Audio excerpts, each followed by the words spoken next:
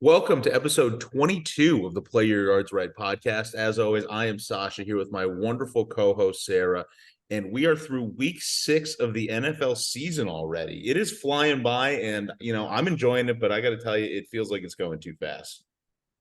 It's way too fast. I'm like, all of a sudden, everything always goes so fast. Like it's the middle to end of October. We're talking about like looking ahead to like who we're closing out the season with, like playing things Yeah, out. And I hate it because every year I feel like it goes faster and faster. I know. So we gotta sit back, hold on, and enjoy while we can because we're still early. We're still early. I'm not going to start counting our days yet, but we are still in the throes of it. I guess as a Giants fan, maybe we want it to be over. I don't know. We'll get into that a little bit later.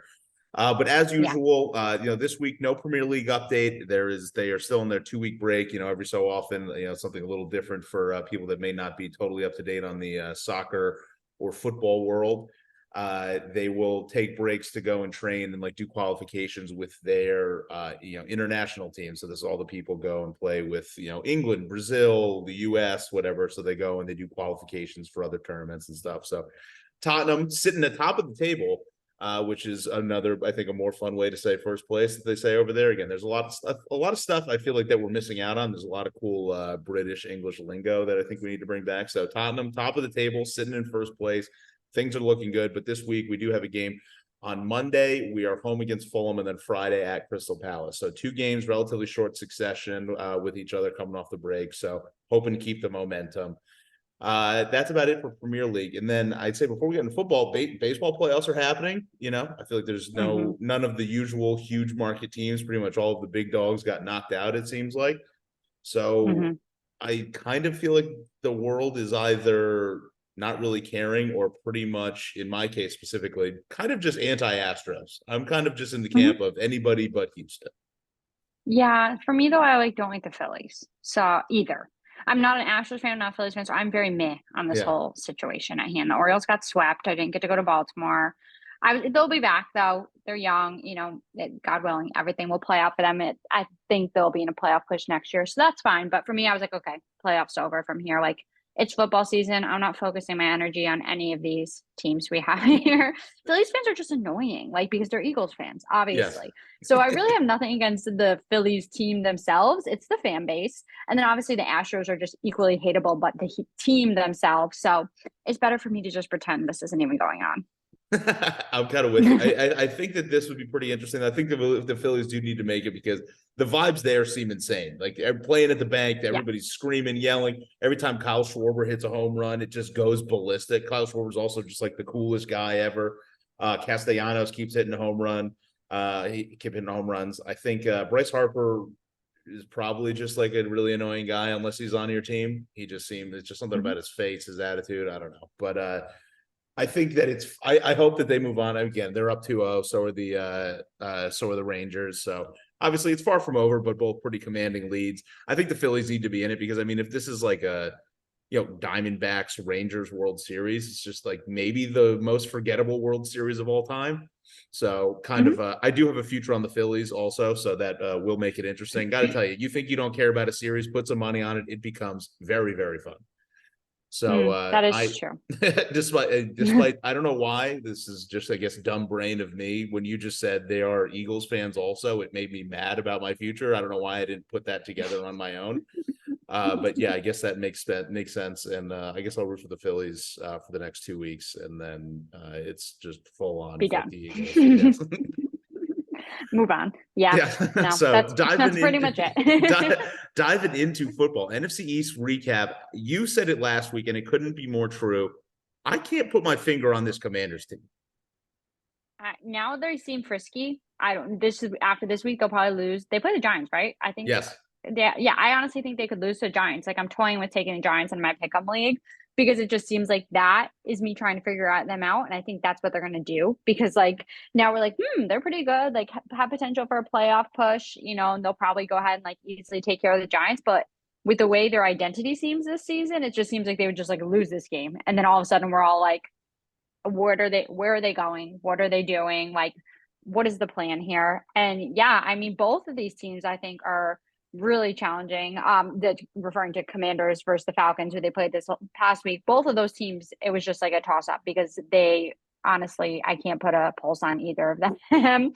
And yeah, I don't really have anything to say other than I was very worried that the Cowboys would also be coming out this week with the same exact record as the Washington Commanders. And then we're like, okay, all of a sudden, I don't know who they are, but they're relevant. And Yep.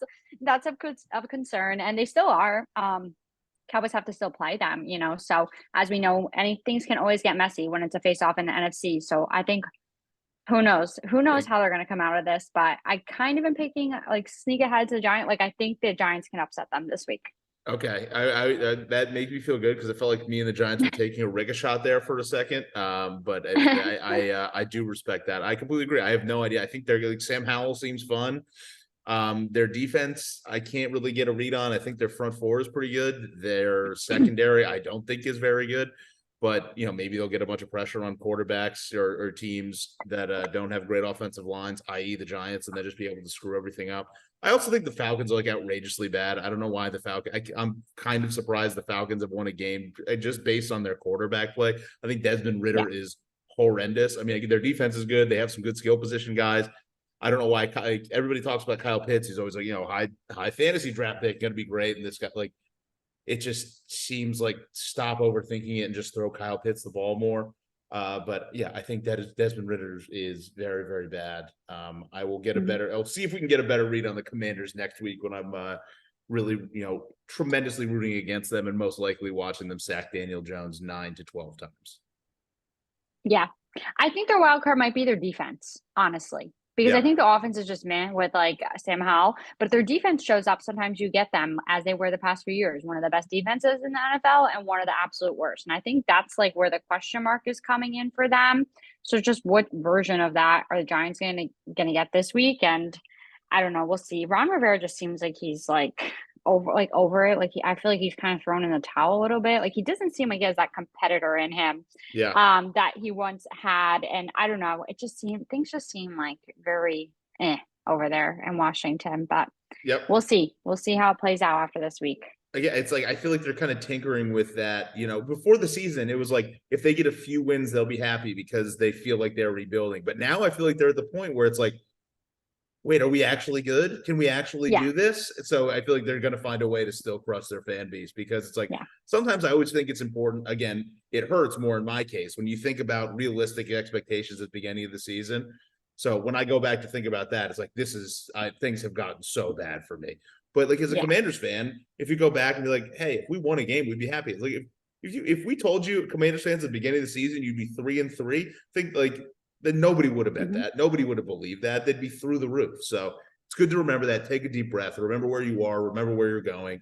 Hopefully they'll just give the keys to Eric Bieniemy if he's as good as he really seems he is. And they'll be able to make it out again. But it's the Commanders. They'll probably do something stupid. They'll continue to be, near the bottom of the conference. So we'll see. Who knows? Yep. Well, moving on to our arguably, I don't know if it was the best upset of the week. We had two very good upsets this past week. The Eagles losing 20-14 to the New York Jets, none other. I mean, this was amazing. I did not see this coming. I was not paying attention to this game. And then all of a sudden I was like, oh my God, is this happening? Because it seemed like it was playing out as all the prior Eagles games have this year. Like they have not looked dominant in any of their games yet. We've talked about it. I know I've said it. They definitely are beatable and they were beaten. And I feel good about this. Obviously, as a Cowboys fan, we did beat the Jets with the same team in there. So by theory, we'll beat the Eagles twice. But no, I mean, Hurts 3 interceptions. I mean, maybe one of them wasn't really his fault, but he has 7 on the year already, which is more than last year, if I believe, or the same amount. So that's obviously contributing. Turnovers seem to be maybe what could be their Achilles heel this year, because otherwise, same personnel overall, their, defense, secondary injuries, but they've definitely arguably gained otherwise to kind of offset that, where I do think their defense is still stronger than they were last year. So I think it's the offense this year that is going to be their limiting factor. And I feel good. I feel good about this. I feel good for Jets fans. I mean, the Jets are now floating in this area. They're like, what's happening? Like, who are we? What's happening? It's this ultimate, I think, revival from deflated hopes and dreams immediately at the first game of the season. And now it's hey, we have everyone else, the same, but the quarterback we thought we are going to, and I think they're realizing they're still a very good football team, and other teams are definitely seeing they can't be written off anymore. Absolutely. And what is this nonsense? Like Aaron Rodgers coming out and throwing passes, like he's coming back, or it's like, dude tore his Achilles like a month and a half ago. What? How is this? How is this real? I just refuse to believe that. There's no way he's actually playing. I cannot believe that somebody who tore his Achilles that soon is going to like play football. It's just I'm so tired of this fight. I'm back to just being completely tired of Aaron Rodgers. Any goodwill that he garnished with me from Hard Knocks is completely gone, especially with all of this, whatever he wants to talk about Mr. Pfizer with Travis Kelce. Shut up, Aaron Rodgers. Go back on the silence retreat. Just go away. But it was it was felt like I was watching this game. The only thing I was watching it with Big Don, and so he was very, very pumped. But it just I was just rooting for both of these teams to lose. It kept feeling like every team that had the ball, I wanted them to turn it over. And then as soon as the turnover happened, I'd be pumped, and then realize that like the team that was about to score was the Jets. I'm like, fuck, not that. I wanted them both to lose, but I get in the grand scheme of things, I'm much happier that the Eagles are obviously contenders. So showing their weaknesses, the Jets defense seems for real, and I think it's good that the Eagles got a loss under their belt and showed that Hurts is not is not invincible. And I really do think it's a big deal, like losing all of their coordinators and coaches. I mean, this is the tough part about having success as a team, is that people want your coaches, people want your players, people want to be able to do stuff, people game plan specifically for you. So, it's at least usually you want to be the team that at least won the Super Bowl and then lost the coaches, getting to the Super Bowl, having that kind of year, losing the Super Bowl, and then having to repeat it with new coordinators, new guys like that is obviously not so easy. So obviously, I mean, they're going to be there at the end of it. They still are like an insanely talented team, but showing that there are, there are some chinks in the armor, so to speak, where people can kind of get in and showing you how to beat them.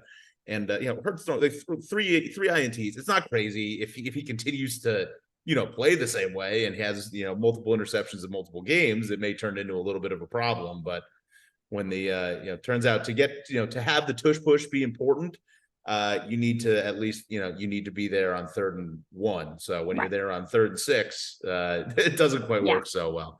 But I completely agree with you. And I did see, you said the turnovers with the Achilles heel. And I don't know if that was also a shot at Aaron Rodgers, but I did respect that fun. So maybe. But yeah, they have a big game this week against the Dolphins too, the Eagles. And so I think that'll be, interesting test for them. I hope that Miami exploits their secondary and they are able to come away with the win. But something tells me the Eagles aren't going to lose 2 in a row. So I think that will probably be one of the games of the week to watch this week. And I'm excited for that. Yeah, I think that's super, super exciting. I'll see what because I do think that their secondary is not very good. And Tyreek Hill is, I mean, you look up Tyreek Hill's numbers, they are insane. I think this year he's averaging, I think it's like 19.2 yards per catch. I mean, that is, and he's 29. I was looking up some other people that were, again, taking a little shift here out of the back to the Dolphins. Just I was looking up Tyreek Hill. It's like I can't believe he's still like the fastest guy in the NFL at 29. He's like, there are people that like got drafted with him that have already retired, and he's still the fastest guy in the league, hasn't lost a step. So it's going to be crazy to see the stats. I do think they run into they have to play the Jets, they have to play some of those teams that have really good defenses. Obviously, what we saw with the Bills, it is possible to slow them down, but it's a fun team to watch. And I would love to see the Eagles go on a 2-game losing streak. Oh, you and me both. You and me both. But I'll let you get into it now. Talk about losing streaks. But this week is not as bad as I mean, it's not as bad as we thought it was going to be. I know a loss is a loss. I understand that, but I mean, the Giants played better than we all thought they were going to. So you have that at least. It's about as good as I could feel after a loss, I guess. I just felt after the game that I don't think anybody was happy. It just felt like we both left like a disgusting act, and we're both not really happy about it. Like there were just so many dumb mistakes where, like, for some reason, like there should have been no reason that game should have ended and the Giants lost. And I should have really felt like, hey, we really had a shot there. A couple different things, couple different decisions, and we had a chance. Like, we're 15.5-point underdogs going into that game. There was no way, backup quarterback, 4/5 of our offensive line is, second or third string guys. everybody's making how funny it was. Justin Pugh's like, where college he went to was from the couch. It's like, yeah, that's kind of a big deal that now our backup left tackle gets injured. And now this guy that was not in the NFL the entire season is playing, left tackle for the New York Giants on a Sunday night game against the Bills defensive line. It's like, yeah, it's got to be pretty scary, but it was a disgusting game. I think, honestly, I think the Bills fans, even though they won, probably feel worse about this. There's no way that, there's no reason this should have only been a 5-point game, but our defense, I think, was probably the only positive thing to come out of that. We looked amazing on defense. Bobby Okereke was like officially like Giants coming out party. He was like constantly in the backfield. He knocked out that fumble from Gabe Davis. He tipped the pass from Josh Allen that led to the interception. It was incredible. And then Tyrod looked pretty calm and relatively competent, which is, I think, is exactly what you want out of a backup quarterback. Like, you want a guy you can kind of give the wheel to, give the ball to and not make too many mistakes. He has a few decent like touch passes that actually look pretty good, but obviously I don't think that there's anything you can come back from calling that, that run play with 10 seconds left on the 1 yard line at the end of the half with no timeouts. I think that from everything, it seems like Tyrod just called that audible to the run play based on, Brian Dable looked like he was about to explode running off the field, like just yelling at Tyrod, "What are you doing?" Like, dude just looked so red. And I think my favorite part was the reporter when they came back for the second half. The reporter's like, "I walked off with Brian Dable as he was yelling at Tyrod, and I asked him about the clock management, and he just kind of panted and said, 'I don't want to talk about it.'" So I really like that out of that guy. It's like those for the way that Pop always talks to the sideline reporters, just realizing like how stupid their kind of job is. He's like, "Don't ask me these dumb questions in the middle of the game." So I did like that. That was pretty hilarious. But obviously, those 3 points would have been nice to have later. You can never say that because it's like, obviously the whole game changes if if we're up 9-0 at half versus 6-0. Everything changes. It's not like it's just a static scenario where we would have, we would have only been down 2 at the end of the game. But Wan'Dale Robinson back. He had a couple good like catches on 3rd and longs, like where he ran some decent routes. The entire, obviously the entire offensive line being backup looked terrible, but it's like, hey, if we were healthy, like, did we have a chance here?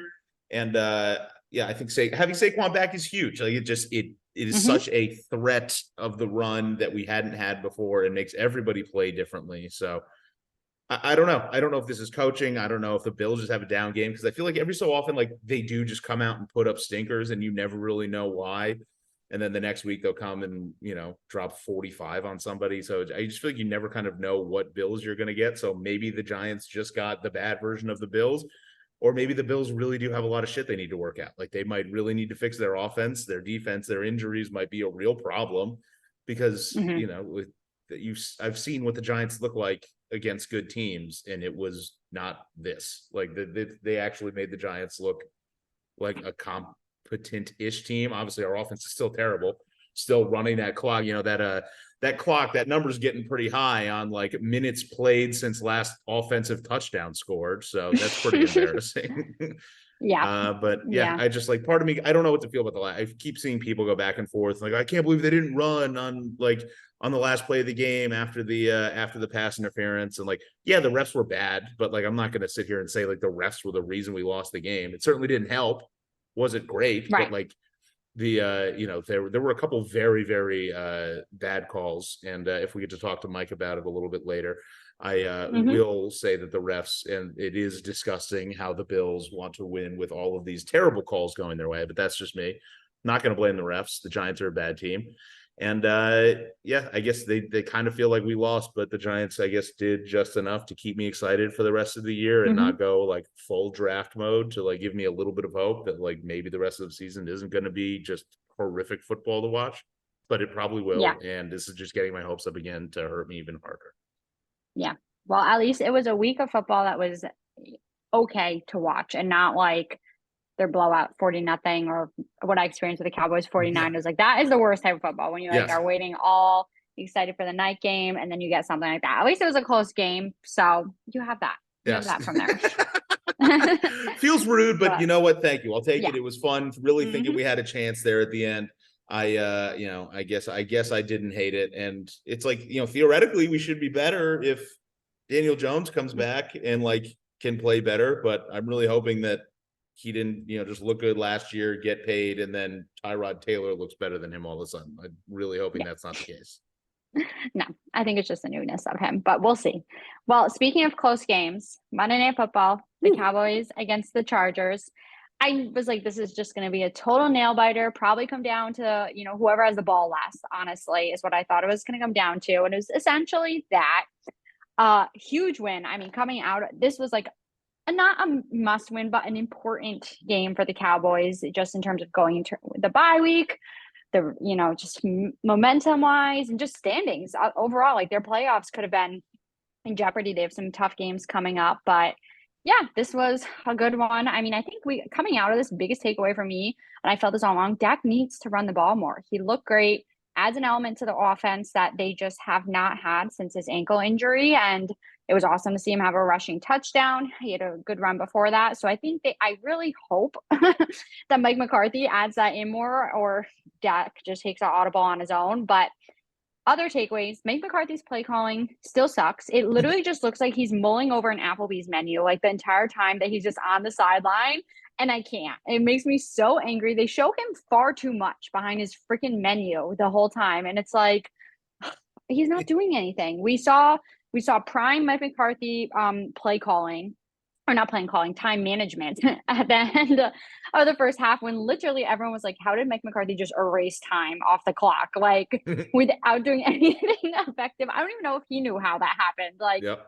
It was just classic. I don't know why they didn't try and make time for a play before the field goal, but it all worked out in the end. But that had potential to really, like, I think he would have been really under fire if they somehow ended up losing this game by like a field goal, that like the Chargers get the ball last and march down the field and score. So yeah, I don't know. Coming out of this, I'm like, did Kellen Moore come out of this winning? Or, obviously the Chargers lost the game, but I feel like the red zone stats on the Cowboys, they keep referring back. Top red zone offense last year, literally one of the bottom in the league this year. It's so drastically different. That is the Kellen Moore difference here. Obviously, McCarthy's with now play calling. So I felt coming out of this, I'm like, I don't really know who won that little face-off, that I guess the silent battle that was going on. I think Dak redeemed himself, so I guess he's the winner coming out of this. But yeah, I don't know. Still not convinced about Mike McCarthy and his play calling. I think that's the biggest question mark. Speaking of refs, the penalties in this game were unreal. 20 penalties, 11 on Dallas, 9 on the Chargers. I actually am appalled by that stat because it felt like the Cowboys had exponentially more, with a good, decent reason. I felt like there was like at least 17 penalties. I was like, the refs want way too much airtime today. I was just like yelling, calling them zebras. I never do that, but I was just like getting pissed off at them. And I was just like, I'm so sick of this. It killed the momentum. The game was slow. And it was just, it made for pain on both sides. I even found myself getting worked up when the Chargers were getting called for like holding, because I was just pissed off that they weren't just letting them play. And I was like, okay, this is benefiting us and bailing us out. But it was just like frustrating to football to watch when you're holding your breath after every play, waiting for the flag, and then they're like prancing out. And it just seems like the time, like in this game, it was like time stood still while you're like waiting to see who the call's on, because some of them were so microscopic you couldn't even tell. Like you're like, this could go either way here. So yeah, that was frustrating, but I feel like that also is the Cowboys, and that's something that definitely needs to be cleaned up. I think that starts with coaching, in my opinion, discipline, getting your guys ready. And it seems like in big games, they do really struggle with, maintaining that. And you just can't, when you're giving up so many yards a game, you can't expect to beat the really good teams when the margin is already so small there. No, absolutely. So I guess coming out of this, I felt like it's a start. We're not fixed, but it's a start in the right direction. They have the offseason to get healthy because they still have a lot of injuries, especially on the defensive end. With Van Der Esch was out. Turpin did play this week, and then obviously still hurting from the loss of Trayvon Diggs. So their secondary is still trying to get their act together there. And they're going to need that in the coming weeks for sure. So I don't know. I feel like it's a little early for the bye for them. I think I would like it a little later, but I guess it's coming at an okay time just because of the injuries and everything. So that's what I had. Speaking of injuries, though, Herbert, is he just not good anymore, or was he actually more injured with his finger than we thought? Because he had some god-awful misses on his throws where I was just like, this is like, I felt like the game was kind of on him in some aspect, like this loss, because he looked bad. I just feel like it was so Chargers that whole game. I just kept waiting for them to like the Chargers to come out and like make the play, make it happen. And I felt like he looks like a great quarterback. He takes a snap, he knows how to like snap up in the pocket. He's like making the right reads and throwing the right guy. And then all of a sudden it's like the throw is just like 5 yards out of bounds or just like completely in the wrong area. So it just felt very confusing to me because it looked like he knows what he's doing and he has all the physical attributes and like can do it. So maybe it's just the finger, but it also Mm-hmm. just could be. I feel like the Chargers are always they're good enough to lose by 3 to everybody in the league. Like they can come out, lose by Yeah. 3 to the 49ers, and then next week go lose by 3 Mm-hmm. to to the Falcons or to the Bears. So I will never understand Mm-hmm. that team. I feel like I've given up trying to understand that team.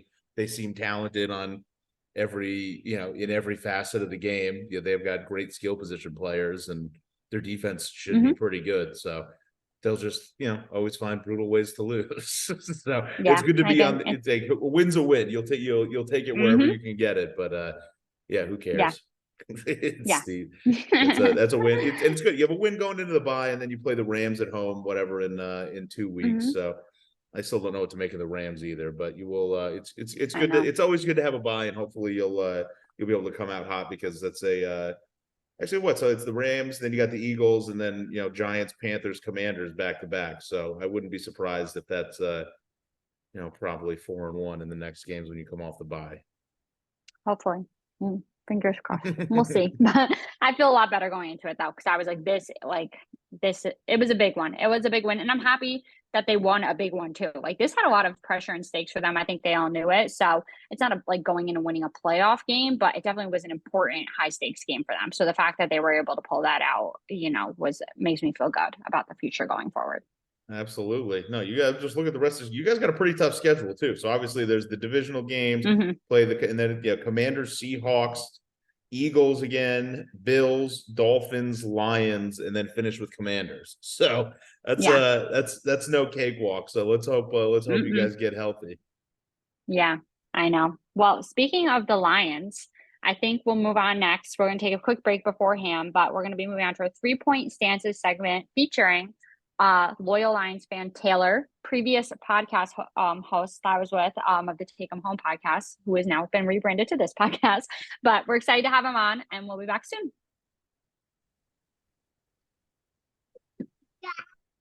So, as promised, we are back with our 3-point stances segment.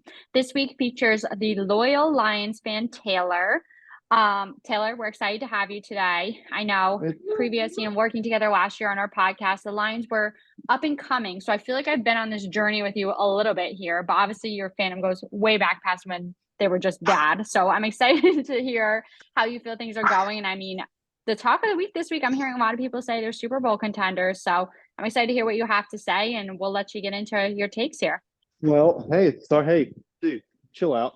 Yes, it's been a while. A little busy right now. Fatherhood has gotten the best and worst of me. But 3-point stance. Here we go. Talking about the Lions. It was funny. We were doing the show last year, and at some point they were 1-5, 1-6, and I remember saying they were winning, they were losing close games, but they knew what they were doing to win. And they ended up, and I said, watch them go on a run. They ended up going on a run, kind of exceeded my expectations a little bit. But this year, 5-1, I may or may not have put a $50 future because I don't have that much money on them to win the Super Bowl. So Okay. one of my 3-point stances is I believe in the Lions. They're doing all the dirty work. The Craig Reynolds block has been all over the internet. They're doing everything. They bought into Dan Campbell. Lions winning the Super Bowl. Kind of a 2-part 2nd-point stance. You're not going to like this one. Well, you're going to like the first part. The Chiefs are pretenders, and the Cowboys are frauds. I love these stances. I am in love with these stances. The Chiefs win because the NFL lets them win. They wanted to win week 1 against the Lions. You saw all those no calls. The Lions are that good that they beat the Chiefs and the refs. But the other teams aren't so good, so the Chiefs keep winning. And the Cowboys do what everybody thinks the Lions were going to do, which is Actually, no, I have that backwards. Anyway, they're complete frauds because they will beat up on the really bad teams, but then squeak by the kind of bad teams, but then get pummeled by the really good teams. Whereas the Lions will throttle bad teams. They will make really bad teams look really stupid, and then they will win against the good teams any way possible. So Well, that Cowboys hurts, are but fraud. whatever. Sorry. I mean, sorry, I didn't want to jump back on here and start taking shots at the Cowboys, but they are frauds. But the Chiefs are pretenders, and I think pretender is worse than fraud because at least fraud. I don't know. I have really nothing to back that up. I just think pretender is worse than fraud. I think a pretender is a fraud that has Patrick Mahomes, because I don't think you can be a full fraud when you have Patrick Mahomes. But I totally agree fair. on the rest of it. Yes. And that's where I'm kind of conflicted because I hate the Chiefs, I hate the Taylor Swift media, but I do like Patrick Mahomes, like watching the matches and all that stuff. Mahomes I feel like he's a bro. I don't hate Patrick Mahomes. I just hate how the Chiefs have became the new thing for like the wrong reasons. But kind of another 3-point stance, or my third 3-point stance, which is going to college. I fully predicted every Alabama fan. I live in Alabama. Ole Miss fan, they would come up to me, "Oh, Alabama, we suck. Don't beat us too bad this year." And I told every Alabama fan, they will figure it out against Ole Miss. Every team figures it out against Ole Miss. And what happened? They figured it out against Ole Miss. So I hate to say it, but Auburn, once again, all these questions, all these quarterback questions, defense. Guess what? Hugh Freeze is playing Ole Miss, throw out the record books. Auburn's going to figure it out, and it'll probably be a 72-70 game. But Auburn's going to figure it out. I did bet Ole Miss money line because I have to. But Auburn fans, if you're listening, don't worry. You're playing Ole Miss. It will all be figured out this week, and y'all will go on to win the rest of the season because that's just how it goes. When Ole Miss is 7-1, and things are looking good. So those are my 3-point stances when it comes to football this week. I kind of feel like you Love just it. took that last stance just to make yourself feel good. I feel like you can't let yourself get too high. You're pre-warning yourself. You can't let yourself get too excited because ranked 13 in the country is no joke. Life of an Ole Miss fan. Do you have a college team? Not from the Northeast. So I'm just starting to get into college football as a whole, just enjoying the sport. Haven't picked a team yet. Okay, so that would be I'm trying to think of a good equivalent. It's like Wisconsin. They're in a bad division, and they back in the day when they had Melvin Gordon and stuff, they would be so good and everybody's hopes would be up, but they would drop one game and it's always against the superior team. Yeah. That's Ole Miss, but we do it to ourselves. We could be a really good team, but like Arkansas, that was honestly Arkansas is the scariest game for me every year. They could be 0-38 for no reason, and we could be 12-0. I know those records don't make sense, but Arkansas would beat us, and it's always those type of games, and that's how Ole Miss is, and it's just the absolute worst being an Ole Miss fan, and our fan base kind of sucks. Well, you can wake up every day and you can thank God that you're not a Mississippi State fan and you don't have to deal with those stupid cowbells. I hate the cowbells, but their fan base is a little better. And I'm going to take some heat for that. But I've been to an NFL game. I've been to other college games. Me and my brother were at the Ole Miss Alabama game last year, and we were the only ones cheering. We're the only ones talking. I don't know if y'all curse on this podcast, but we were the only ones talking stuff. And everybody was kind of sitting down and we're cheering against the other team. We're the only people, and a lot of Ole Miss fans just don't do that, in our opinion. And if there was 66,000 Ole Miss fans like me and my brother, or maybe we're thinking too highly of ourselves as fandoms, Ole Miss would be the worst place to play. But as of right now, until that gets resolved, I just don't know. Well, listen, I'm a Giants fan, so I will always have love for Ole Miss, for Eli Manning. But other than that, I will certainly defer to you. So back to the Lions a little bit. I got to tell you, they got to be the most fun team to watch, and especially they've basically just kind of been beaten up on for such a long time and so much. I feel like everybody outside of other maybe NFC North rivals, I feel like everybody's got to have a soft spot for the Lions, and especially Dan Campbell. It's hard not to root for them. The only thing I have to say negative about them is that I did pick them in my survivor pool week 2 when they decided to blow that game against the Seahawks. So that's really my only gripe. Other than that, I feel like I just love this team. Like, are you just over the moon every Sunday watching them? It's kind of like what Big Cat said, but I'm not a Michigan fan. It is nice knowing Sunday. I don't even care if we lose, but their brand of football is just so much fun to watch. It's old school with new school. They're gonna hit the hell out of you. They're gonna run the ball. There's just gonna be good football to watch. And I mean, even if they lost, and I wish I was on the show that week, I could have told you, don't bet the Lions against Seattle. Seattle is like Detroit's Arkansas to Ole Miss. It doesn't matter. It's like Steelers Ravens. Throw out the record books. I don't know what it is with the Seahawks, but no, the Lions. It is every Sunday.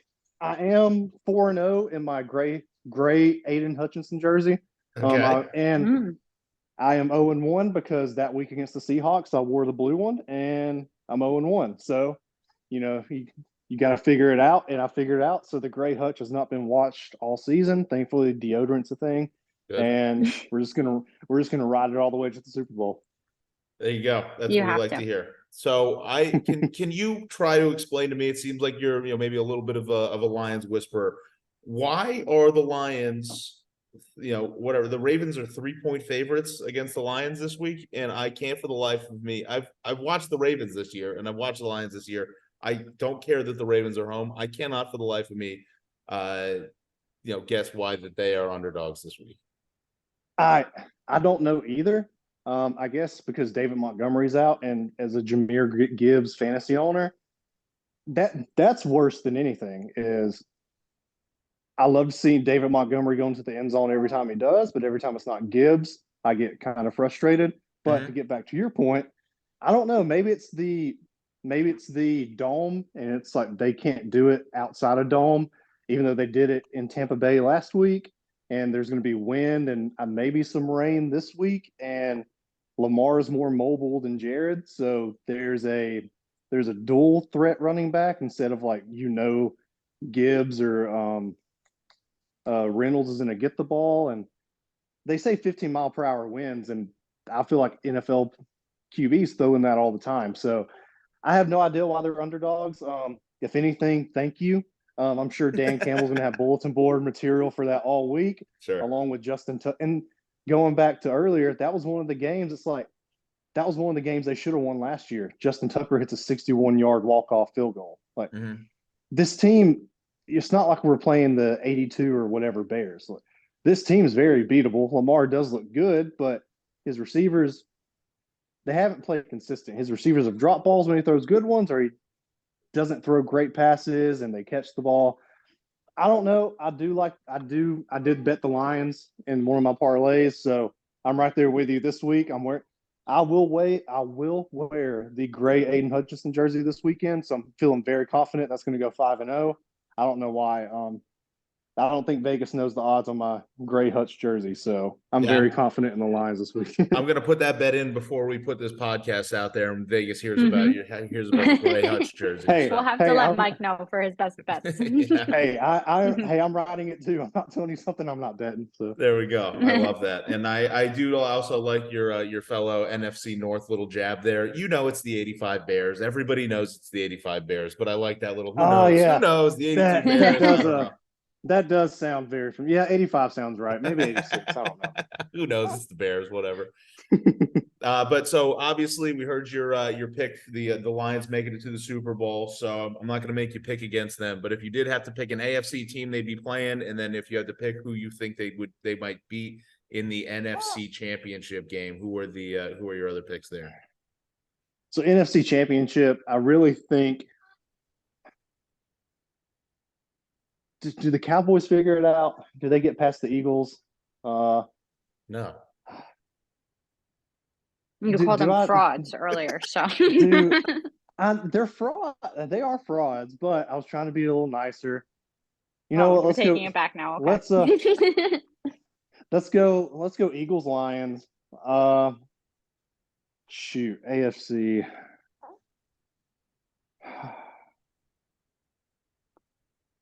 I mean, they're pretenders, but am I wrong to say I just see maybe I'm an NFL conspiracy theorist, just the way the refs are maybe I'm overanalyzing. I just think they're going to do everything to put the Chiefs in the Super Bowl. And imagine that rematch from week one. The Lions go into Arrowhead, they knock off the Chiefs, and now they're meeting at the last game of the season, and Patrick Mahomes gets his revenge. I'm going to wear 3 Aiden Hutchinson jerseys in the Super Bowl, but I see it's just something like I would love to see Joe Burrow and the Bengals more than anything, but it's the Chiefs. NFL wants Roger Goodell did not get the 3-year extension for a reason. The Kansas City Chiefs will be in the Super Bowl, and they will avenge their Week 1 loss against the Lions. Hilarious. But There's just my Gray Hutch is going to have something to say about that before it's done. I like it. I like it. You're just the Lions have just beaten you down too much. We can't even in your heart of hearts get you to say that they would win again. You know, they were. Hey, I hope it's on record. I am wrong. Yes. I hope it is, but that's just how I feel. I'm just, just hand up, being honest. That's just how I feel. Good stuff. Good stuff. Well, we got it on record here. We really we appreciate you coming on. Obviously my Giants are pretty much out of it. So I also made sure in every fantasy league I was taking Amon-Ra St. Brown. I love that guy. I think he's incredible. Jared Goff fan as well. So big fan of them all around. I've been paying attention to them, and I will be watching and rooting for you for the rest of the season. Appreciate it. Well, hope y'all don't care. I got some father duties to jump off of. It was good being on a podcast again. Yes, we'll be bringing you back if the Lions make the Super Bowl 100%, and maybe even other than that. But that's our next date lineup here. Let's do it. Wonderful, Taylor. Thank you so Taylor, much. Have a good one. We appreciate it. We'll talk to you soon. See you. As promised, we want to welcome back our dear friend Mike Blasl after his gallivanting trips following the Buffalo Bills all across God's green earth. Stuck in England, still managed to get the picks over to us, then actually went out and saw the Sunday night game in Buffalo against my sad sack New York Giants. Mike, welcome back. We're glad to have you here. How do you feel about the state of your Buffalo Bills? Well, as usual, thanks for having me back on, guys. As usual, I go to 2 Bills games and they treat me to a heartbreak loss and then a heartbreak. Matt Milano's dead. R.I.P. to Matt. R.I.P. Yeah, I've gone back and forth about being super negative or being like positive, and seeing that we're 4-2. I think one of the big things, a tweet that I saw was the old Buffalo Bills would have found a way to lose Sunday night's game against the Giants. And that's the difference between a good team and a bad team. We were referencing all the times we played the Patriots over the years, and there were a ton of games where we played the Tom Brady Patriots tight, and then somehow in the fourth quarter they'd find some way to beat us. It wouldn't be a blowout. Not every good team wins games by a blowout. And so I'm gonna take the positive slant, but it was the Jacksonville game looked like we should have probably traveled over there a few days earlier. Yeah. Were you tired? Were you just a fan? Do you feel personally responsible? Were you too tired? Yeah, no, I brought it. I was ready to go. I don't know if they let those guys go to the pub before the game, but that got me fired up. It just felt like it took us till like the fourth quarter to get going, and I totally get it. Like your body clock, these guys like train their bodies to get up for certain things, and to be 6 hours behind, but it's no excuse. I mean, you're getting paid millions of dollars. You got to go out there and play.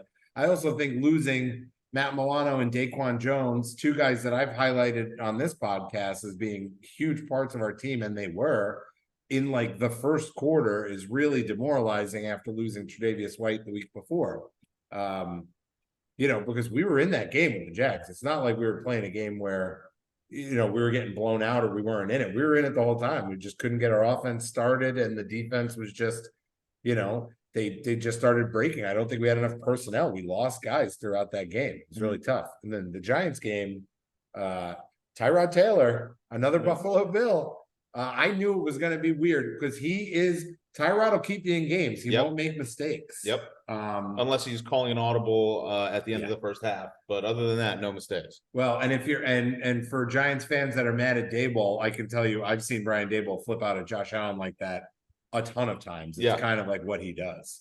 So he's very animated. It was a mistake, but if you're the head coach of the Giants, if you're Daboll, why are you giving him? He shouldn't even have that. He shouldn't be able to audible into that. Right. It needs to be communicated. That's the job of the head coach. And he's only in his second year. So, I mean, it's learning for him too. Sure.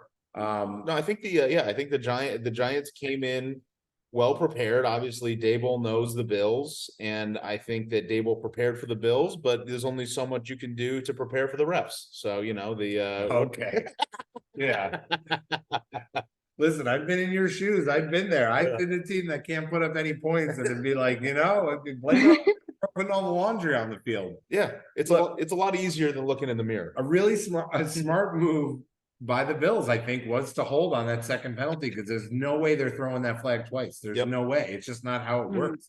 It's the same thing. You guys watch the NBA. They're a last second shot. Don't expect to get the call. Like, that's just not how it goes. You got to make a play. And Waller had his hand on it. It was a tough play. Call a different, get Tyrod scrambling out. There's just so many different ways. Look, you made the play, you threw the shot in the end zone, but that's it. It's a bang bang play. That's what happens. But what I want to know in the stadium also, when Josh Allen went into the blue tent, was anybody even watching Kyle Allen play football, or were just 100% of the blue tent? I think I just repeated over and over. I can't fucking believe it's Kyle Allen. I can't believe I'm at another Bills game. And then I started calculating just how far back the drive was that I had to work the next day. And I think everybody was just doing that whole thing of like, oh, tomorrow's Monday. It was like all at once. Yeah, and I was sitting. Listen, I'm excited for the new stadium because we had club seats. I've always sat in the cheap seats. Yeah. And I will always go back to that because what a weird setup. And I'm not knocking, look, whatever, but we were seated in these club seats and they're behind like these like 1/4-inch thick glass all the way through. So you couldn't even hear the stadium like PA seats. It was such a weird, dead environment. And that's like totally the opposite of what it's like to go to a Bills game. So it was a weird, the game played to exactly how my seats felt, which was like, I couldn't get into it because like they had TVs on with the TV announcing, but like when they're playing like the whole Bills, the shout song, like you could only hear it slightly muffled through the glass. It was really weird. I can't believe people pay extra to sit there. I guess in shitty weather, it's great, but like the weather was great. I kept trying to get a couple of my friends to like, let's just go stand in the aisle somewhere. Right. It was very connected. And I don't know, I don't know if that's what it's like at other stadiums. Have you guys ever sat at good seats like that where it's like muffled? Have you, Sarah? Not in any sort of like blocked off setting. No. I feel like though it sounds like the Bills needed you out there yelling, like they couldn't hear you. If you're behind that the glass, they couldn't hear you. So it's likewise. Kyle Allen went down. They might have literally needed me out there. I was warming up in the concourse, doing high knees, just throwing beers back. Fans. I did sit in those kind of seats once, but they had like an outdoor area where you could leave that inside, and then there were outside seats that you could sit in. So it wasn't completely partitioned off. If you wanted it to be, you could go back in like the kitchen area where there's food and everything for the Giants game. But then they did have like some seats you could go in and sit and feel it a little bit more. Yeah, I was really surprised to see it. It wasn't like a suite or anything, but it's just this club section, and I don't know if that's all of them. Like I said. Like I usually like to be up. I feel like the better views are way up top, honestly. And like if it's your home team, that's a great place to be. Those are the real rowdy fans are up there. It's a great experience. But for them to not have like a way to open that glass if the weather was good, seems like a really like a bad design flaw. And I'd be really curious at the new stadium to see if they in those, I'm sure they're going to be really nice club seat sections if that's something that they're going to address, because it's like a really it's really disconnected. Like you could have I had a phone conversation with somebody and they were like, why can I hear you so clearly? And I'm like, because you can't hear anything going on at this game. Right. That's super weird. I was more inclined to watch Yeah. the television. It felt like I was just watching the game on TV and then peeking down. Yeah. So weird. It was that just with the theme of Sunday, it was just a weird game. And yeah, you're a finger on the pulse kind of guy. You want to be able to feel the vibe. You want to know what's going on. You want to feel that say. And we all know you're an all 22 man. Yeah, you got to be up high. You want to see what's going on. I started leading a chant when we were coming back because I was so frustrated with the sound, and I may have been overserved at the game. I started to chant to everybody. I'm like, they can't hear us. They can't hear us. It was, but whatever. A win's a win. We're 4-2, and every team's going to have stinker games like that. Sure. I think for your Giants, Saquon looked good. Looks great. He's the game changer. I think just even the threat of him on the field, it makes our offensive line not as bad because they have to watch out. And I would just say, like, on a positive for the Giants, like, we were trying to kill you guys. Like, McDermott hates Dable. We got embarrassed by Jacksonville. Once again, the Bills are kind of being thrown through the media as like frauds. So it's like, that's the game where we go out and we win like 45-7, and we put up 14 points. So, I mean, I know it's like, I used to never like to hear that when the Bills weren't where they are now, but I mean, that's something. You guys put up a fight where you could have laid down and come into that game kind of expecting the ass kicking, and it never came. 100%. I completely went into that game to get embarrassed. I thought 15.5 would have been, a no surprise. Like down 14 early, mid first quarter type of game. So I'm definitely impressed because it's not what we've seen all season. I mean, I've still that clock is still ticking of quarters and minutes played since an offensive touchdown has been scored. So I think our offense still kind of stinks, but if people get healthy, maybe they'll be able to play spoiler. Obviously, I'm not delusional enough to think we can turn this all around quickly, but just more games like that we're not getting blown out 40-0 would be nice for the rest of the year. Yeah, well, you want to be competitive, and that's a sign of your coaching if they can keep these guys locked in. Yeah, because look at Denver, and as an example of a team that's just actively quitting, and we're only 5 weeks into the season, 6 weeks in. Yeah. I mean, it's not great. And speaking of Tyrod, I don't know if you remember the year before Josh Allen was the year we broke into the playoffs and we played Blake Bortles versus the Bills. And that was another Tyrod special where I don't think we scored any touchdowns, and it was something where I think we put up 9 points or 6 points. So it's like, I've seen this game, friend, just enough to keep you in it, and not enough to get you to the finish line. So we will see how the rest of the season goes, but we're excited. But good win by the Cowboys. Thank you. We need that. You. Anybody against the AFC, so that was good. Just it was close to a must win as you can get at this point in the year, at least for me. So I'm happy they pulled through. Still a lot of work to go. I know we talked about earlier, so I won't get too much, but it was a good start to get back on track. And I needed CeeDee Lamb to put up points to win one of my fantasy leagues, and he came through. So that was there you go. Very nice. Yeah. So, but speaking of things that just won't quit, Blazel's best bets are back in town. A little bit of a stumble last week. This is the first week that the teaser lost. I've been betting heavy on that because I've been a huge fan of those teases. San Fran, I think, just screwed everybody's betting this week. Yeah. And you were awful close to Malort. I got some text receipts that showed you had the Bills as your best bet plus 14, I and immediately we're like, no, I audible to the run. rude assault. So we're able to get the W on the best bet of Raiders -3 over the Pats. So looking into this week, what are you finding? What are you cooking up in the kitchen? Okay, so I feel like this week we got to start looking at things like teams coming off of bye weeks. I feel like that's something if you're like in the muck. First of all, this is a long season, by the way, everybody. If you are betting along with this, like it's a slog, but we're gonna go on some streaks where we hit a bunch, and we're gonna go on some weeks where we lose. Hopefully not all of them, so I don't have to drink Malort. But you got to look at a big thing that I come off is like good coaches coming off of bye weeks. I tend to think that that's a good bet. I'll lose that bet if that's a bet I'm willing to make on games that I'm like questionable about. It's like, do I like the coach? Do I think if they have 2 weeks to plan? Can they come back? Can they come back strong and win off of that? All right, I'll give you, let me look at how I want to do this. I'm going to give you guys, all right, I'll give you the first one off a bye. This will be one of the best bets. One of the other bets I'm going to give is not going to count, but Green Bay -1.5 at Denver. Okay. Green Bay got beat by the Raiders and then went on a bye. That was a really bad loss. They didn't have Aaron Jones. And I believe he should be back for this week. I think it's another week. Christian Watson back a week. So he played the first week after not playing all year. Now he's had a week to stay healthy. Going into this week, I liked Jordan Love up until the first 4 weeks of the year. I liked him. Yep. And then week 5, he kind of looked terrible. But they're coming off of a bye. I know they're going on the road. But give me Matt LaFleur with 2 weeks to go against Sean Payton in that debacle of a Denver team. I like that. I'm going to keep saying it. Russell Wilson's going to get benched this year. I don't know. If they come in and get embarrassed at home, you might see Stidham by the third or fourth quarter. Denver's selling off their defense like actively. They just cut Frank Clark.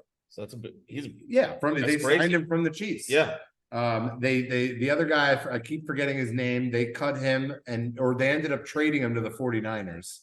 The guy that they signed from, look that up. Who is it? Randy Gregory. They paid him a ton of money and they ended up trading him for a 7th round pick to the 49ers. They're in sell-off mode, whether Peyton wants to admit it or not. Judy's going to get traded. I think they look at trading Pat Surtain, which I kind of want the Bills to try to get him if we can. And I just think they're going to try to just start from as much scratch as you can, minus the Wilson contract, and -1.5. I think Green Bay wins. I don't think it's like a blowout because I don't know how locked in that offense is in Green Bay, but I got them. I think that line should be like at least 3. So I think they're going to win by a touchdown. Like it. So that's definitely a lock for me. One of another bet that's not off a bye, but just something to think about. I know I've been hot on the Colts, but it's a real shot in your arm when your quarterback, Anthony Richardson, who couldn't stay healthy, now he's out for the rest of the year. That's tough. I think Deshaun Watson's coming back. And Cleveland's defense, we talked about this too. They are like unbelievable. Yep. Yeah. They're sending 4 people and getting pressure nonstop. Myles Garrett's a freak. Yeah. And shot in the arm. You talking about Aaron Rodgers? Yeah, right. Exactly. Well, he's coming back too. Yeah. Cleveland's -3 on the road against the Colts. Again, I'm locking this as not one of my best bets. Okay. It's just a sprinkle. This is a tickler. Ooh, For all is really locked in. That I'm going to do this week. Cleveland -3 against the Colts. I don't see how. I think this is where like Gardner Minshew keeps coming down to earth and keeps, showing you why he's not like a starter like that. I don't think Jonathan Taylor and Zach Moss are going to get to take advantage of the defense. As much as I like Steichen and their ability to do it, I think Cleveland's defense is really making it happen. And, they just beat the 49ers without Deshaun Watson. Yeah. So I don't want to put it as a lock because I also think I don't get why that line's -3 and that maybe that's the rat line because there's always a couple of them that like, this doesn't make sense. Why are they not favored by more? And then they lose the game. But I would keep my eye on that. My upset pick of the week. This is a hot one. I love it. Any guesses? It's a hot upset. No one's gonna like it. You're not gonna like placing this bet. Well, I feel safe that the Cowboys aren't playing this week, so it's not us. I know that. No longer betting against the Cowboys. I got the Chargers beating the Chiefs. Oh, that is steep. I was thinking on that one. I've been toying with that in my pick'em league. I think this is a kitchen sink game for the Chargers. I think Staley's running a real chance of getting fired here in the middle of the season if they get together. They're all in on that team. They spent money on the defense. He's a defensive coach, and they just can't get it together. But I still think the Chiefs, as much as they're 5-1, I just don't see it with that offense. It's very clunky. And I don't think their defense has also been like they've been hot and cold, good games and bad games. Herbert is a baller, like against the Cowboys he sits in there and takes sacks and takes hits. He's playing with a broken finger and he looks awesome when he's on. I just don't think they stuck in there with Dallas. I think Dallas's defense is way better than KC's. Yeah. And I think that's my upset. The Chiefs aren't going to go 16-1 or what is it? So, 16. Yeah. Right. I think they play the Chiefs hard. I think they've beaten the Chiefs the last 2 times they've been in Arrowhead. So the Chargers play well there. That's my upset. I think Like, it's you're not taking going to the- feel good betting it. You taking the points or you're talking money line? No, money line. Love it. Love Money it. Love it. line. Love it. Yeah, if you're gonna take the points, don't even bet it because that's no fun. Right. Like this is a fun one. If you don't like Kansas City and I don't, it's a great one to do. And my last one for my best bets is gonna be the Jags Saints over 39.5. Ooh. I've not done good with spreads, so bet wisely, everybody. And this takes a lot of guts because I don't want to go 0-3. 39.5 is really low. That's gross. For a Saints team that I don't understand why they aren't putting up more points. And I feel like one of these weeks, I mean, they blew out the Patriots, but I feel like they should be consistently putting up 21 to 28 points. Mhm. And the Jaguars, Is Trevor Lawrence playing though? he says his knee's doing good.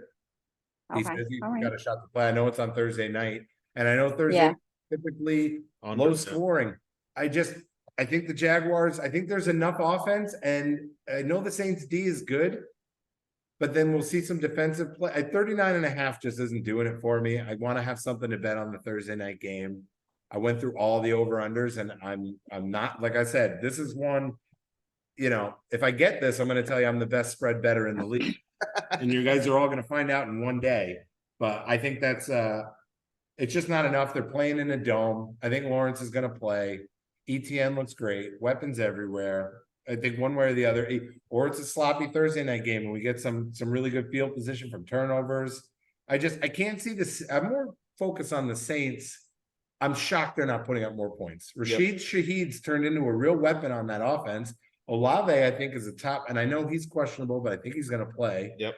Kamara's back. They're going to get Jamal Williams his return window starting. Good. I don't know. That's my pick. It's probably going to end up being like 10-7 Jaguars, but and remember, if you're on my side, we're rooting for the Saints because we do not want the Jags to. A lot of low unders this week also. Well, the offenses this has not been a great offensive year, if you guys are paying attention. Yeah. It's like something like, I think it's the worst offensive output since like 2011 or something. It's like wow. I might be wrong on that exact thing, but this has not been a lights out. There's no offense really lighting it up. That's that's probably pretty true. Except for Miami, excuse me. Yes, Miami. Yeah. Mm-hmm. But they're coming down to earth too. When? Not this week because I haven't. So I have my it's soon because the Eagles are also coming very much down to earth. Yes. Mm-hmm. So I've got one last little I'm gonna try this as my new bet. Instead of my teaser, I'm gonna give you my stinky dog parlay. Stinky dog. The money line dog parlay. It stinks. You're not gonna want to bet it. I'm gonna love to bet it, but you're not gonna like it because it's stinky. This is what I learned last week is it's like the Jets do sometimes beat the Eagles and the Browns do sometimes beat the Niners, and you just gotta kind of, I mean, good luck parlaying that together. Are you sure you want to do this? Do you need help? My stinky dog parlay is gonna be, and they're all money lines. Okay. Miami, that's the easy one. Miami, it's not easy. Miami over the Eagles on the road. I got the Giants to beat the Commanders. Okay. Yep. I like that. And I got Pittsburgh to beat the Rams. Yeah, it stinks. It stinks coming out of my mouth. I think Daniel Jones may be coming back for this game. I think so. That's what I've been hearing at least. Sam Howell's taken a record number of sacks, and the Giants, if they ever needed a shot, I'm not gonna say shot in the arm again. They're getting Cole Beasley on the practice squad. Oh, good. Yeah. But if they ever needed a thing to kind of wake up that defense, it was Josh Allen just letting them pound him into the ground till they broke his shoulder. And Sam Howell's going to take sacks. I think they were embarrassed. Well, you're going to see if they got the fight. I'm going to bet that they do. Yep. And I just don't like Ron Rivera. I think he's just like a wax figure of a coach. I don't think he does anything. Steelers, Mike Tomlin. I like it. I know Cooper Kupp's back, but they lost Kyron Williams on the Rams. That's a problem. Yep, he's out multiple weeks. And the Steelers should be getting Deontay Johnson back at wide receiver. I think is big for that. Which is he's their number one receiver. Everybody loves George Pickens, but that guy keeps the offense rolling. They're going to start going to Jalen Warren more at running back. I think avoiding Najee Harris. who's going to go down as like a huge bust, like Yeah. Trent Richardson. Bad pick. And their defense is awesome. And I think Stafford's going to get hit a bunch. I don't want him to get hurt, but like this is the kind of game where I could see him getting blown up by TJ Watt. Hmm. And Yeah. Miami, I think Jalen Hurts, I think they're missing Shane Steichen on the Eagles right now. That offense, like I've been telling you, is like hit or miss. It's hot and cold. And Yeah. I don't know, is what's his name out? The left tackle on the Eagles still? Lane Johnson. Lane Johnson.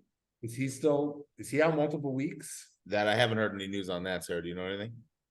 No, I can check in here. I just heard it was questionable from there, but I don't think they put a timeline on it. That's a big, even if he's not 100%, that's a big problem for them. I think, Yeah, this says questionable. I think Hurts, that was a rough game. He looked bad out there. And Yeah. I just think Miami's offense is still going to put up points. So Yep. Yeah, I think that the Eagles secondary is not at all their strong suit, and I think with the speed on that team, it's gonna be tough. So I'm with you. Yeah. Just plug that in. That stinky 10-1. dog parlay is plus 1040. So that's I like those together. You've convinced me on all fronts. I am all Oh yeah. Just a recap for the people. We got the little sprinkle, nothing crazy. Cleveland -3 against the Colts. The stinky dog parlay. It stinks. 10-1. Miami over Giants over Commanders, and Pittsburgh over the Rams. And then the week 7 best bets. We have Green Bay -1.5 against Denver. We got the Chargers straight up over the Chiefs for the upset pick of the week. And we have the Jags Saints Thursday night over 39.5. I think this is the week you right the ship. We get back over 500 and keep that Malort far away from you. Listen, it's a long season for everybody. We all go through our down periods. I'm going through mine early because I'm rallying for the end of the season playoff Super Bowl. I got to people. We got to get our hard hats on and we got to go to work just like everybody else. And this is the times, sometimes there's Monday morning, sometimes there's hard days at work. This is the hard day at work. This is it. And you make it all worthwhile. And if the Buffalo Bills don't blow out the Patriots, we're gonna have a really sad sack podcast next week. Because I mean, if we can't beat these guys who are hot, you think the Giants are a hot mess? This is like my fever dream of like the Patriots are the worst team in the NFL. Blow them out. I don't know. We got some big problems. Then the panic button's out. Panic button is nice and firmly out. Well, thank you guys again for listening. We want to thank all of our listeners as always, and we are starting to put these up on YouTube as well. So if that's where you prefer to take in your podcast media, please feel free to follow us and go watch over there. Again, We look good. We look very good. You guys got to check us out. What's going on over here? So again, follow us on Instagram, Play Your Yards Right Pod. Listen on Instagram wherever you get your, listen on YouTube wherever you get podcasts. Basically, just listen to us everywhere. So thank you again for listening, and we will see you next week.